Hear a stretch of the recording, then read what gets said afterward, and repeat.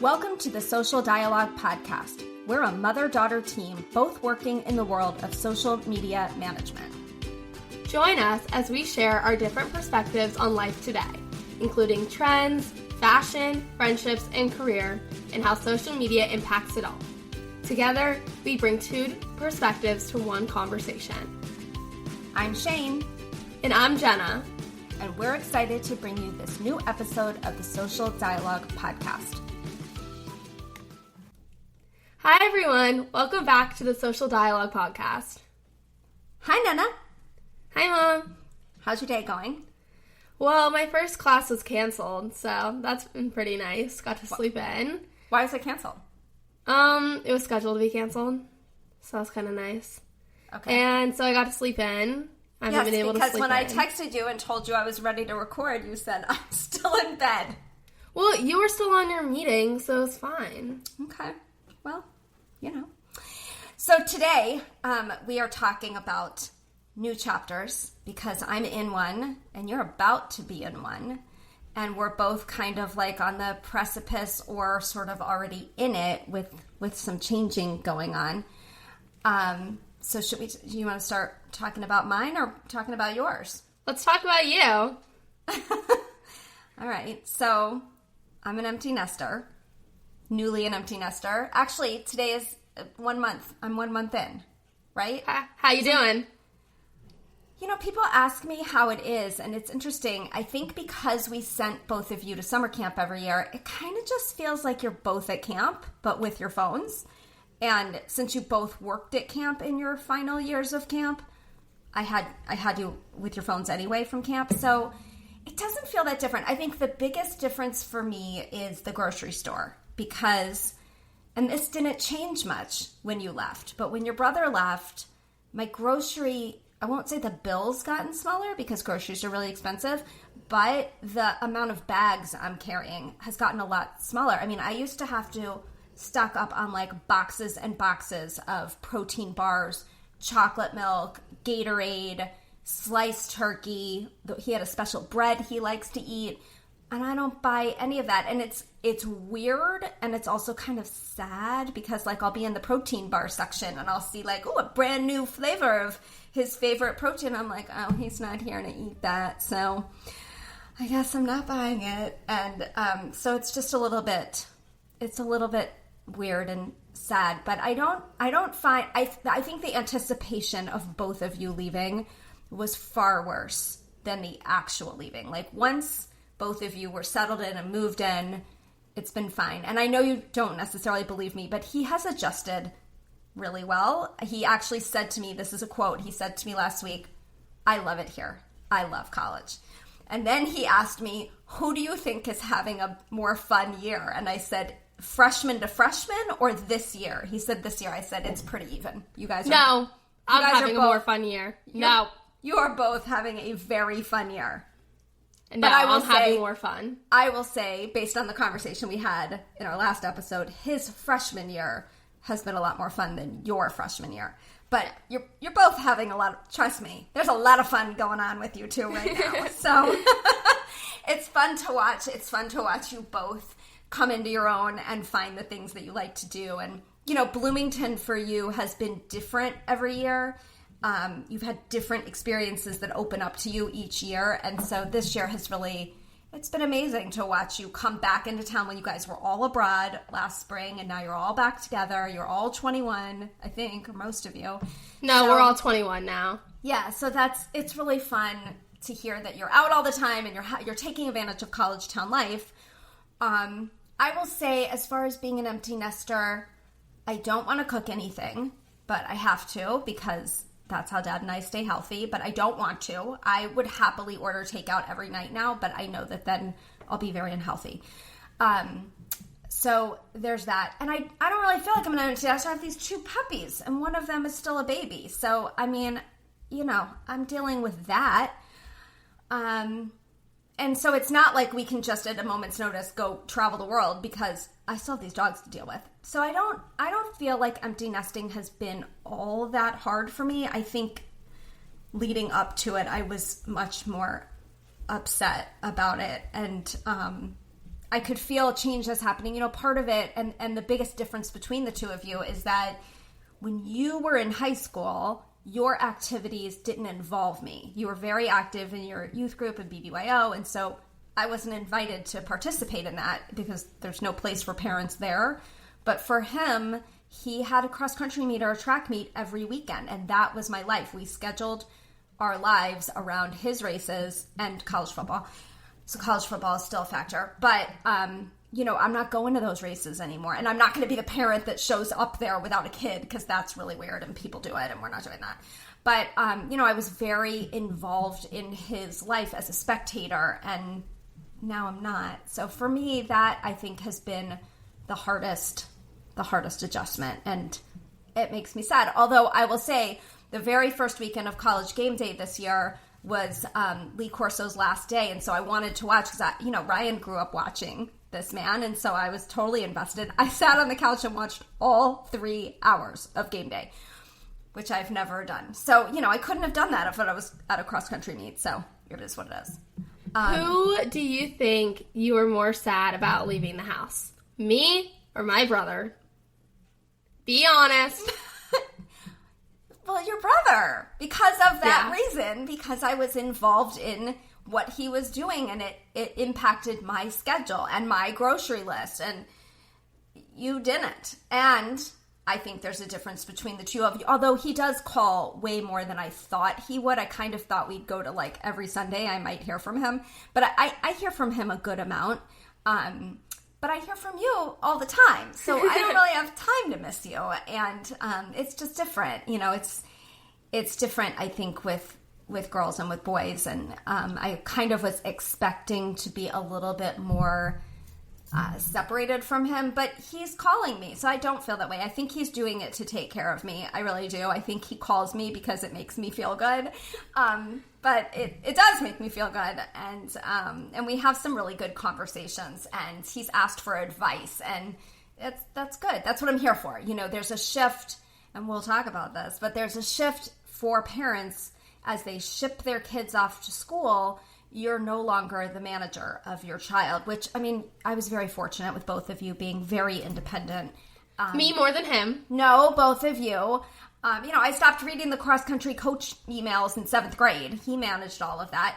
But I think that you move from being the manager into being the coach or being the advisor. And I think because of the way we raised you guys to be independent, that has benefited me at this point. Because I'm not missing the knowing every little detail about either of your lives because I really never did. Yeah. Yeah. I just think graduation for my brother was a lot more emotional than it was for me. And I don't understand why, because I'm your firstborn.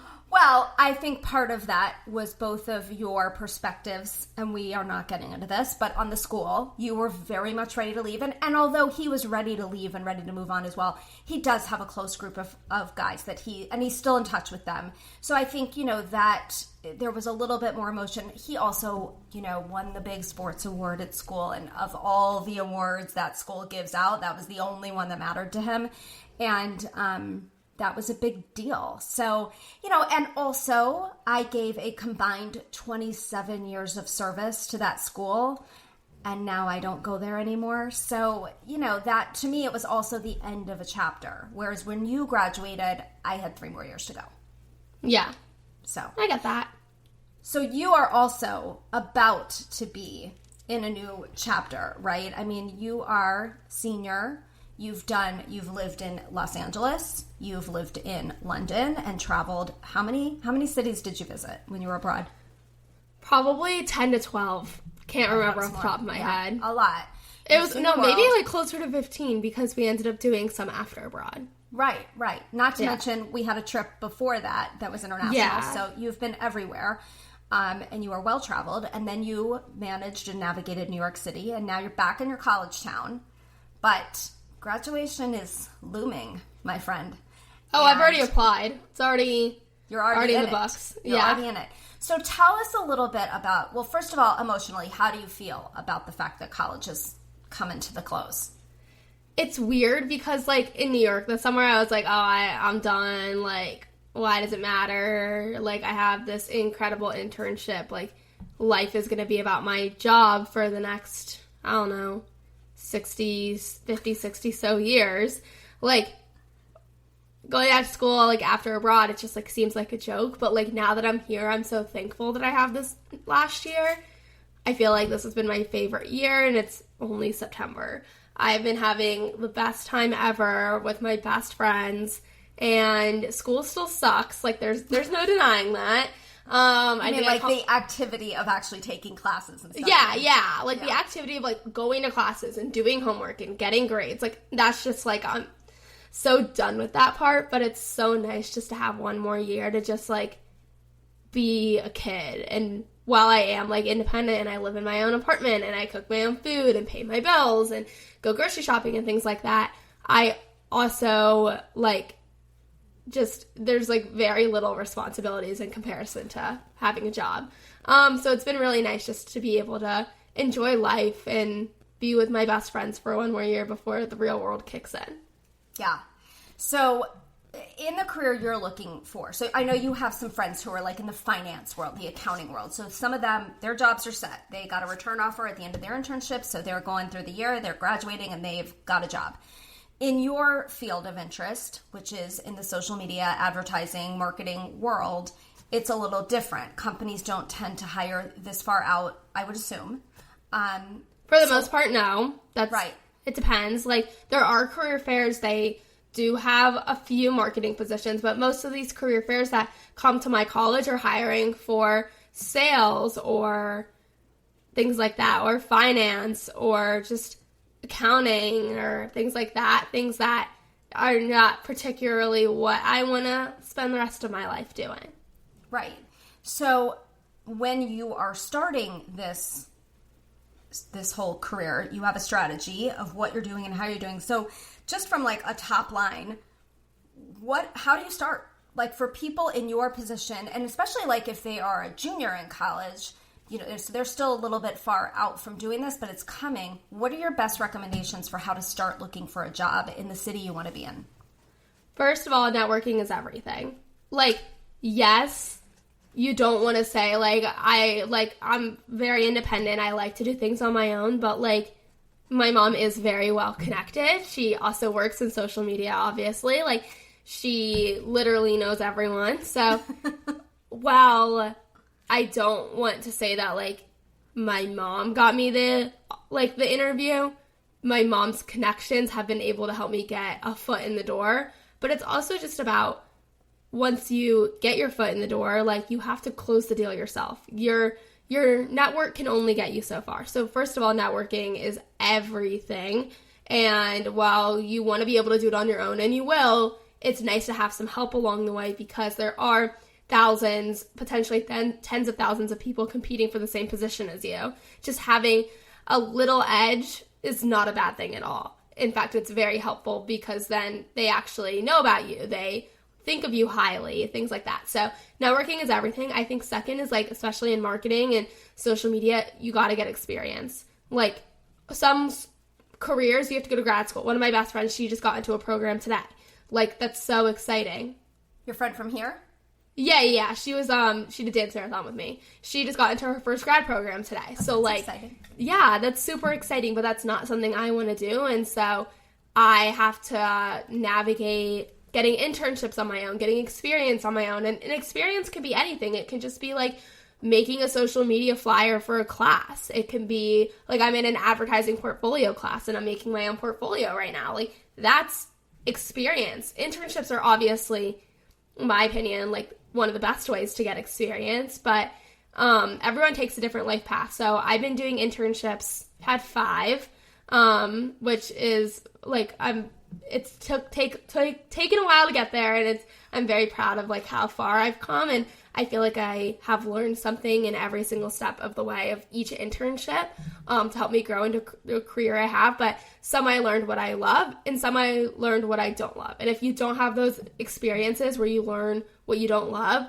you're going to go into your first job and not be happy, and that sucks. So I think internships are huge. I think it's about experience, but it's also about testing the water, seeing what you like and seeing what you don't like. So networking and internships, get experience wherever you can. And yeah, again, I don't have a job, so don't take my word for it yet, but... You will. You don't have a job yet. You have to finish that sentence with yet. But I think you make a good point about networking, because I do hear of, people of your age who don't want to use their parents' network. They just want to get it on their own, and I think they're doing themselves a disservice. On the flip side, the parents need to understand you can't just get your kid a job. Introduce them, network, help them on LinkedIn, connect them with people, and then step out. And I think you'll agree that there's been a lot of people I've introduced you to, and then I say, please cut me out of this conversation, because I don't need to be on the day-to-day, and I don't need to be on the back and forth emails, and I certainly don't need to be on the Zoom call when you meet these people. I love hearing about it afterward of information you want to share, but I don't necessarily pry into it, because I think it's really important that they hear you from the get-go as an independent adult. You know what you're doing, you know what you're looking for, and I know you've got the one contact who he's been a great advisor to you, and I don't credit myself at all with getting you an internship last summer. I credit him. And, it's someone I knew 30 years ago, and I just happened to know from LinkedIn what he does for a living, and reached out and connected you, and that was the extent of how much I helped. But you got that position with your connections through him and on your own. So it's something to be really, really proud of. And so now, and I know you'll do a lot of does anyone know anyone that works at this company? And I'll check LinkedIn to see who do I have. And we've made a couple of connections that way when I'll see someone I know knows that person or knows somebody at the company. So, I think that networking, and at my level too, networking is everything. And to poo-poo it or turn it away is really doing yourself a disservice. So I'm glad that you see the value in that. And I think... And it's not just your mom. Right. Anyone can be a network. Your professor. Your professor will know people. Your friends will know people. It's not while my mom does have connections, she's never been the one to get me the interview. She's always gone through someone else. Absolutely. So... yeah, it's also yes, my mom is well connected, and I'm very thankful for that, but you don't have to go through your parents. And absolutely. Yeah. Yeah. Yeah. And I think that kind of ties back to a parent of a girl that was in Ryan's class, and you actually know the older sister. She posted on Facebook when both girls were gone and said, I don't think of myself as an empty nester. I think of myself as a bird launcher. And I thought, that is such a perfect analogy, and that's what you're saying. You've launched, and you're still kind of circling the nest because you haven't actually left yet, but you're on your way. And before you know it, you're going to be having an attorney look at a job offer and help you decide, is this a good Fingers fit? Crossed. Fingers crossed. And then we're going to be looking for some real estate in one of these cities. So I imagine that wherever you're living next year will be a great deal smaller than where you're living this year. Yes. Shout out to IU and the apartments that these seniors live in, because my goodness, is it a very nice place. So I think networking has always been important, but I think the biggest difference between searching for a job now versus searching for a job when I was doing it, and I wasn't looking in the advertising marketing world back then. In fact, I didn't really know what I was doing. But so I graduated college in 1995, so 30 years ago. When the dinosaurs roamed the earth. But for me, I made a decision on my city first. I decided I'm moving to Chicago. That's where I want to live. I lived on my friend Karen and Amy's couch for a month. Found a job. I had a roommate that was moving there in October, so we got an apartment. But I didn't launch with a job. I launched with a couch. And I think it's much different now. I think the job market is different now. I think that there's a lot of competition. And so again, it goes back to networking and who you know to help you get your foot in the door. So, and if you don't know anyone, that's not a bad thing. It's just, It's somewhere to start. Start making those connections. If you are in an industry and you don't know anyone, go out of your way. Talk to your professor. Talk to a friend. Start somewhere. Do you use LinkedIn like that as well? Do you go and search on LinkedIn? Yeah, LinkedIn is everything. I love saying that I have over 500 connections. It's like my biggest flex ever. But yeah, I love going on LinkedIn and just like looking around and seeing who I know. And like, even if you're just connected with your friends could have a mutual with someone. Those second connections are everything. So like, start somewhere. Like, you don't have, like, if your parent or your friends or your aunt or anyone in your family is not in your field and you're the first one to enter it, great. Go be a groundbreaker. Go start yourself. Go start networking. I love that. Look at you go be a groundbreaker. I love it. That's awesome. See? Everyone's going to want to hire you. You see. You watch. I hope. We'll see. I think you're going to do great, Jenna. I am positive. I'm a little nervous. Don't be nervous. You just have to go for it. You just have to keep moving forward. There's nothing to be nervous about. You are highly qualified. At your age and stage, the amount of experience that you have is going to help win you that position. And if the first position isn't exactly what you want, you know, the days of staying in a job for 20 years are over. So if the first position isn't 100%, well, go with the 90% and let's get you more experience so that you can use that as a stepping stone and move on. Yeah. Yeah. So we've been at this for about 20 minutes. This has been a really good conversation, and I'm actually learning a lot about the process you're going through because, again, I'm pretty hands-off. One of these episodes, we're gonna have to bring Heather on. Heather, you're gonna have to come on and really talk about the process. Heather is with Adulting 101 Masterclass. She's not paying me to say this. She's just amazing. I'm obsessed with her. And Jenna is working with her as a coach to help her get to that next step. So that's coming soon because I'm going to email Heather and ask her to be a guest. And now that I've put it out there, I hope she says yes. Okay, so now we've come to our... We're going to start this every week on our podcast. So I'm going to start with you. Okay. What is your favorite social media trend that you're seeing right now? Right now, it's I'm betting like I haven't even seen it since our algorithms are so different. Yeah, right now it's the Charlie and Lola trend. It's what? I think it's Charlie and Lola. Have you heard of it? No. Okay, so basically, you plug in this formula to chat, and it gives you yourself as a Charlie and Lola character, and then you like post about it on TikTok, and you compare it to like the actual photo that you gave chat to make for you. And it's been really fun. I really like it. And it kind of like reminds me of like those little AI dolls that were like trending a couple months ago. This one's more on TikTok. The AI dolls were more like everywhere. This one has kind of been concentrated more towards TikTok. But it's kind of fading out a little bit. But I really like it. It's just kind of like stuck with me for a few days. I don't know this one at all, so you'll have to send me one so I can see it. Okay. Because a lot of my algorithm right now is because you sent me the Wicked thing. A lot of Wicked. Oh, yes. Get ready. We're going to see Wicked Thursday night, the night before it happens. Probably again on Saturday because your father will be watching Michigan, Ohio State, and we can't be in the house. So I won't be here.